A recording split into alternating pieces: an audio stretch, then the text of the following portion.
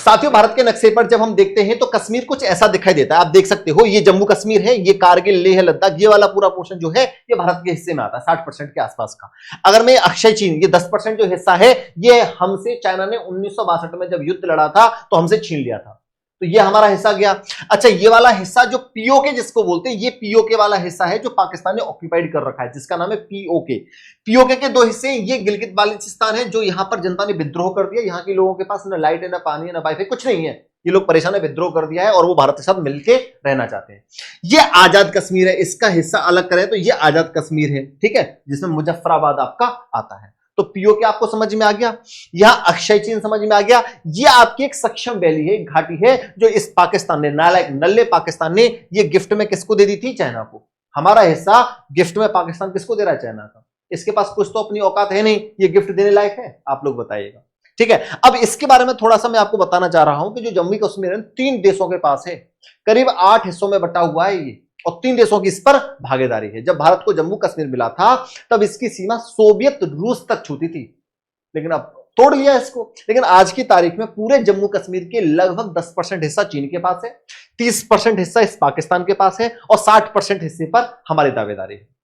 मतलब हम आज भी कश्मीर के 3,22,000 वर्ग किलोमीटर क्षेत्र को अपना मानते हैं, लेकिन पाकिस्तान और चीन भारत की जमीन पर आज भी कब्जा जमाए बैठे हैं। पाकिस्तान के कब्जे वाले क्षेत्र को ही पीओके कहा जाता है। यह है पीओके, पाकिस्तान ऑक्यूपाइड कश्मीर। सबसे बड़ी बात यह है कि इसी जगह से भारत के खिलाफ आतंक की साजिशें भी रची जाती हैं। जितने भी आतंकवादी आते हैं यहीं से घुसपैठ करते हैं, यहां के लोगों को भड़काते हैं, विद्रोह करते हैं, और आतंकवाद की जितनी भी घटनाएं होती हैं वो इसी क्षेत्र से होती हैं। इसी क्षेत्र से सीपैक भी जा रहा है, जो चाइना के लिए एक नया रास्ता बन रहा है व्यापार का। सीपैक, भारत ने बोल दिया था तुम यहां से सीपैक मत निकालो, क्योंकि ये हिस्सा हमारा है और हम इसको लेके रहेंगे। अगर तुम यहां कोई रास्ता निकाल रहे हो, इन्वेस्टमेंट कर रहे हो, तो अपने रिस्क पर करना, क्योंकि हमारे भारत का अविभाज्य हिस्सा है, हम इसे कभी भी ले सकते हैं। हमारे एमईए ने बोल दिया था, मिनिस्टर एक्सटर्नल अफेयर ने, साफ साफ। अगर मैं इसको ऐतिहासिक रूप से देखता हूं तो पाकिस्तान के कब्जे वाला कश्मीर कभी जम्मू कश्मीर रियासत का हिस्सा था। फिर 1947 में पाकिस्तान ने इस रियासत के बड़े हिस्से पर अवैध रूप से कब्जा कर लिया था। ध्यान दीजिएगा, अवैध रूप से। तब से लेकर आज तक एक रेखा बनी हुई है जो दोनों देशों के बीच मौजूद है। यह दुनिया की सबसे विवादित रेखाओं में से एक है। ये आप देख रहे हो ना, ये वाली रेखा जो बनी हुई है, जिसका नाम क्या है? LOC। लेकिन आखिर पाकिस्तान इतने बड़े क्षेत्र पर अपना कब्जा कैसे कर पाया? हाल ही में हुए ऑपरेशन सिंदूर के बाद सवाल यह भी उठता है, क्या भारत पाकिस्तान के इस अवैध कब्जे को खत्म कर पाएगा? इसे खत्म करने में कौन कौन सी दिक्कतें आ सकती हैं, और भारत के पास ऐसे कौन से रास्ते हैं जिनके माध्यम से भारत कश्मीर के हर हिस्से को अपने साथ ला सकता है? साथ ही एक बात जो हमें नजरअंदाज नहीं करनी चाहिए वो यह है कि इस क्षेत्र के इतिहास को समझते समय यह भी जानना होगा कि चीन और पाकिस्तान किस तरह पूरे इलाके में अपनी पकड़ मजबूत करने की कोशिश करते रहते हैं। यह सब जानने के लिए वीडियो को अंत तक देखिएगा, क्योंकि अपना इतिहास नहीं जानोगे तो खुद को कैसे पहचानोगे। वीडियो को लाइक कर दो, चैनल को सब्सक्राइब जरूर कर लीजिए, और कमेंट बॉक्स में राय जरूर दिया करो, ठीक है, अपने देश को मोटिवेट करने के लिए, अपनी फौज को मोटिवेट करने के लिए। अब इतिहास में जाने से पहले आपको बता दूं कि अगर आज आप कश्मीर के नक्शे को देखेंगे तो यह 3 हिस्सों में बटा हुआ है, जो मैंने अभी आपको बता दिया है, और ये तीनों हिस्से अलग अलग देशों के पास है। पहला हिस्सा भारत के पास है, जिसे हम जम्मू कश्मीर और लद्दाख के नाम से जानते हैं। ये दोनों हिस्से साल 2019 में इसे 2 केंद्र शासित प्रदेशों यानी यूनियन टेरिटरी में बांट दिया गया, एक जम्मू कश्मीर और दूसरा आपका लद्दाख। इसमें श्रीनगर, जम्मू, लेह और कारगिल जैसे क्षेत्र आते हैं। वहीं दूसरा हिस्सा पाकिस्तान के कब्जे में है, जिसे पाकिस्तान ऑक्यूपाइड कश्मीर कहा जाता है। साथियों, इसे 2 भागों में बांटा गया है। पहला जो पाकिस्तान का जो हिस्सा है वो है पाकिस्तान नियंत्रित कश्मीर, और दूसरा जिसकी राजधानी मुजफ्फराबाद है, और दूसरा है गिलगित बाल्टिस्तान। यहां पर ये दोनों, ये वाला हिस्सा और ये वाला हिस्सा आपको मैप में दिखाई देना चाहिए क्लियर। ये 2 हिस्से हैं, ये वाला हिस्सा और ये वाला हिस्सा। ये दोनों हिस्से भारत के जम्मू कश्मीर का ही भाग माने जाते थे, लेकिन पाकिस्तान इन पर कब्जा करके बैठा है। तीसरा हिस्सा, ये जो तीसरा हिस्सा है ये चीन के कब्जे में है, जिसमें अक्षय चीन आता है, जो कभी लद्दाख का हिस्सा था, हमारे लद्दाख का हिस्सा था। इसके अलावा सक्षम घाटी भी, ये जो सक्षम घाटी आपको दिखाई दे रही है, आती है, जिसे पाकिस्तान ने 1963 में चीन को सौंप दिया था गिफ्ट के तौर पर। इस तरह कश्मीर एक ऐसा इलाका बन गया है जो भारत, पाकिस्तान और चीन तीनों देशों के बीच एक जटिल विवाद का विषय है। लेकिन यह सब कैसे हुआ, इसके लिए हमें इतिहास में जाना होगा। तो चलिए आपको ले चलते हैं जम्मू कश्मीर के इतिहास में। इतिहास के पन्नों को पलटने पर पता चलता है कि जो कश्मीर आज मुस्लिम बहुल है, वहां कभी अलग अलग वंशों के बौद्ध और हिंदू राजाओं का शासन रहा है। 14वीं सदी में कश्मीर को पहला मुस्लिम शासक मिला था। इसके बाद 16वीं सदी के अंत तक मुगलों ने कश्मीर पर शासन किया।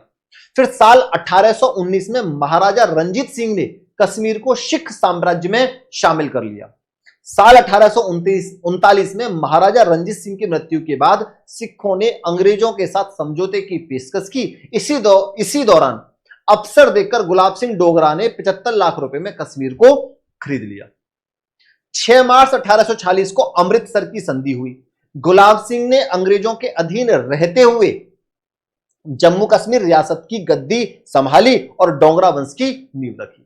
यहीं से आधुनिक जम्मू कश्मीर रियासत का अस्तित्व सामने आया। डोगरा राजवंश के काल में जम्मू कश्मीर की सीमा उत्तर में हिंदू कुश पर्वत से लेकर दक्षिण में जम्मू के मैदानों तक फैली हुई थी। यह सीमा गिलगित, हुंजा, नगर और चित्राल तक विस्तृत थी, जो आगे चलकर सोवियत रूस की सीमा के निकट तक पहुंचती थी। वहां तक हमारा फैलाव था। इन्हीं गुलाब सिंह के परिवार के आखिरी राजा थे महाराजा हरि सिंह, जिनका नाम आता है बार बार, जो 1947 में भारत की आजादी के समय जम्मू कश्मीर के शासक थे। जब 1947 में हरि सिंह, ये मैं आपको थोड़ा सा फोटो में भी दिखाना चाहता हूं, ये थे राजा हरि सिंह, लास्ट जो शासक थे। जब 1947 में भारत का विभाजन हुआ तो ब्रिटिश शासन के अधीन रियासतों का यह विकल्प दिया गया कि वे भारत या पाकिस्तान में शामिल हो जाएं, अथवा स्वतंत्र रहना चाहें तो स्वतंत्र भी रह सकती हैं। इसी हिसाब से कश्मीर के राजा हरि सिंह के पास भी यह विकल्प था। लेकिन कश्मीर में राजा भले ही हिंदू थे, मगर यहां की अधिकांश आबादी मुस्लिम थी। हरि सिंह चाहते थे कि उनकी रियासत स्वतंत्र रहे, लेकिन दो कट्टर प्रतिद्वंदी देशों के बीच किसी रियासत का स्वतंत्र रह पाना आसान नहीं था। सबसे पहले हरि सिंह के खिलाफ विद्रोह शुरू हुआ। यह विद्रोह और तेज तब हो गया जब पूंछ क्षेत्र में हरि सिंह की सेना ने आंदोलन को दबाने की कोशिश की, लेकिन आगे चलकर वही हुआ जो लगभग तय माना जा रहा था। 22 अक्टूबर 1947 को पाकिस्तान ने उत्तर पश्चिम सीमांत क्षेत्र यानी वर्तमान खैबर पख्तूनख्वा के कुछ कबायली समूहों को समर्थन देकर कश्मीर में भेजा। इस कबायली सेना ने जल्द ही कश्मीर के बड़े हिस्से में हिंसा फैलानी शुरू कर दी और कई इलाकों पर कब्जा जमाना शुरू कर दिया।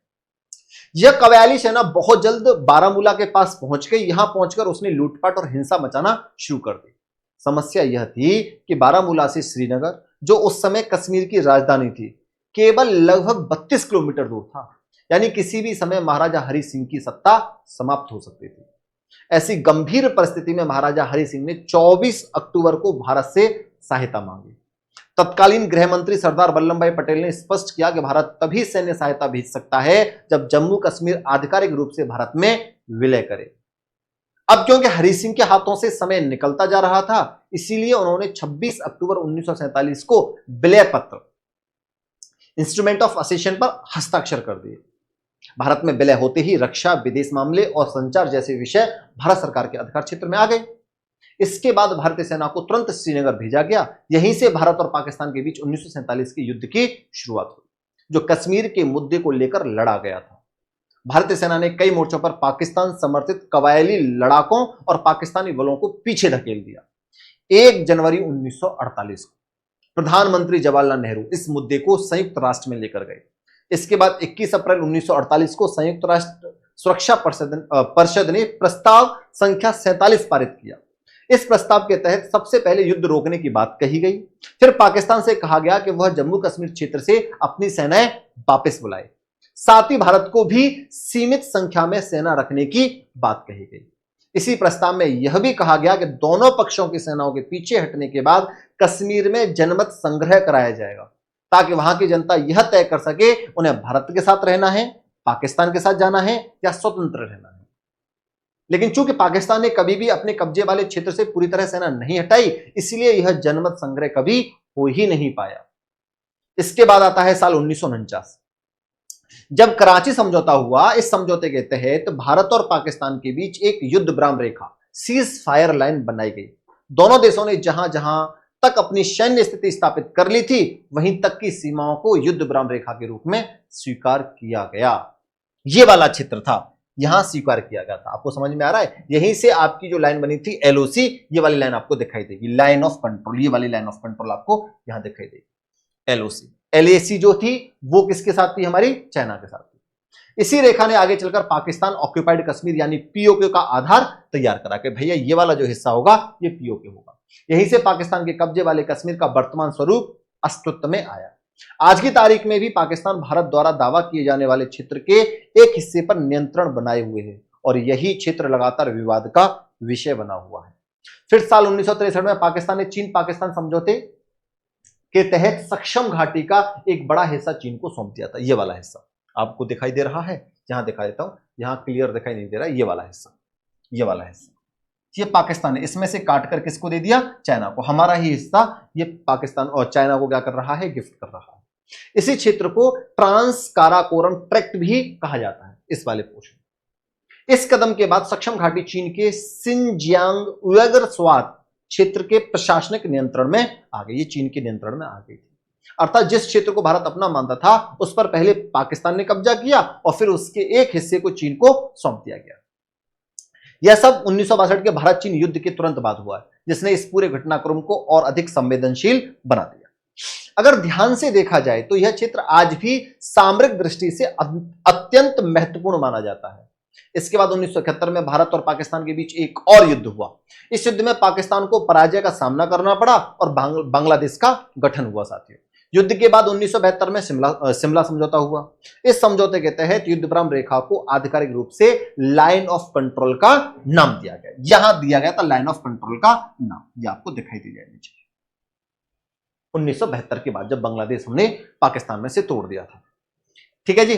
दोनों देशों ने यह भी तय किया कि वे कश्मीर सहित अपने सभी विवादों को द्विपक्षीय वार्ता के माध्यम से सुलझाने का प्रयास करेंगे। हालांकि आगे चलकर पाकिस्तान ने कब्जे वाले क्षेत्रों का उपयोग भारत के खिलाफ आतंकवाद को बढ़ावा देने के लिए भी किया। वो यहां से हमेशा लगातार अपना क्या बढ़ा रहा था? आतंकवाद।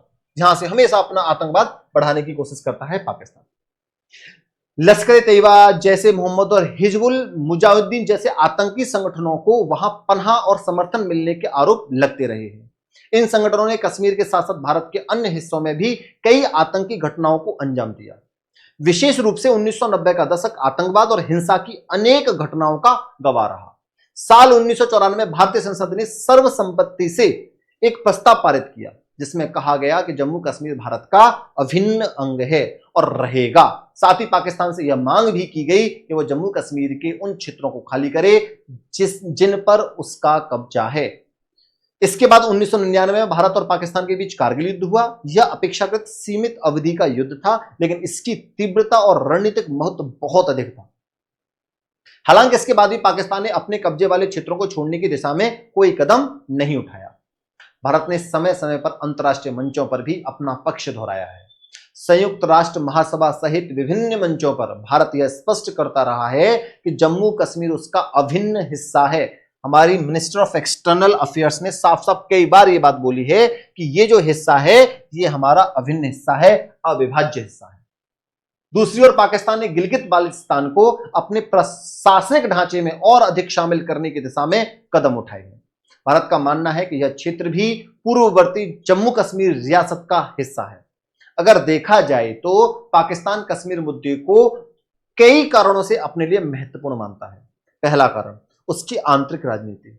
कश्मीर का मुद्दा पाकिस्तान की राजनीति में लंबे समय से एक प्रमुख विषय बना हुआ है और इसका उपयोग अक्सर घरेलू राजनीतिक विमर्श में किया जाता रहा है। दूसरा कारण सामरिक महत्व है। पीओके का क्षेत्र पाकिस्तान, भारत, चीन और अफगानिस्तान के निकट स्थित होने के कारण रणनीतिक दृष्टि से अत्यंत महत्वपूर्ण माना जाता है। इसके अतिरिक्त यह क्षेत्र जल संसाधनों, खनिज संपदा और जल विद्युत क्षमता के लिए भी जाना जाता है। साथियों, मुजफ्फराबाद और आसपास के क्षेत्रों में विभिन्न प्रकार के खनिज संसाधनों की उपस्थिति बताई जाती है। इसी प्रकार यहां बड़े पैमाने पर जल विद्युत परियोजनाओं की संभावना भी मौजूद है। इन्हीं कारणों से पाकिस्तान इस क्षेत्र को अपने नियंत्रण में बनाए रखना चाहता है। दूसरी ओर चीन और पाकिस्तान के बीच चीन पाकिस्तान आर्थिक गलियारा सीपैक भी इसी क्षेत्र से होकर गुजरता है। ये जो सीपैक बना रहे हैं, सबसे बड़ा विवाद तो यही है आने वाले समय में क्योंकि यहां से ये क्या लेके जाने वाले हैं, सी पैक। कहां के लिए, चाइना के लिए, जो हमारी सुरक्षा के पॉइंट ऑफ व्यू से बहुत ही ज्यादा खतरनाक। और यहां से हमने साफ साफ बोल दिया है कि जो सी पैक बन रहा है आपका ग्वादर पोर्ट, पाकिस्तान के ग्वादर पोर्ट से, क्योंकि ये हिंद महासागर से जोड़ रहा है ना चाइना को, डायरेक्ट अपना व्यापार करेगा शॉर्ट रास्ते से होते हुए। तो भारत ने बोल दिया कि ये हिस्सा हमारा है, तुम यहाँ होकर सी पैक मत निकालो, अगर पैसा इन्वेस्ट करो तो अपने रिस्क पर करना भाई साहब, ये हिस्सा हम कभी भी ले सकते हैं पाकिस्तान से। इस परियोजना में चीन ने अरबों डॉलरों का निवेश किया है। भारत लगातार यह आपत्ति जताता रहा है कि यह परियोजना उस क्षेत्र से गुजरती है जिस पर भारत अपना दावा करता है।